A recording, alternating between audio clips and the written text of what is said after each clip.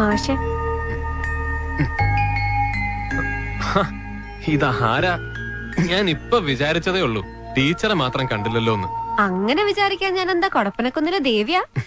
ഞങ്ങൾ അന്നേ പറഞ്ഞതല്ലേ സ്കൂളിന് പുറത്തുള്ള സേവനൊന്നും വേണ്ടാന്ന്. അപ്പൊ എന്തോ ഒരു വാശി, എന്തോ ഒരു നെഗളിപ്പ്. കരിങ്കൽ കുഴിയുടെ ചെക്കന്മാരുടെ കയ്യിൽ നിന്ന് ചാകാതെ രക്ഷപ്പെട്ടത് വീട്ടിലിരിക്കുന്നവരുടെ ഭാഗ്യം. അതെ, ഒരുത്തിനെ കൊന്ന് പുഴയിൽ കെട്ടിത്താഴ്ത്തിയ ആളാ. സ്നേഹം കൊണ്ട് പറയാന്ന് വിചാരിക്കണ്ട. ഡിസ്ചാർജ് കിട്ടിയ വേഗം നാട് പിടിച്ചോ. തടിയുണ്ടെങ്കിൽ പുല്ല് പറിച്ചെങ്കിലും ജീവിക്കാലോ.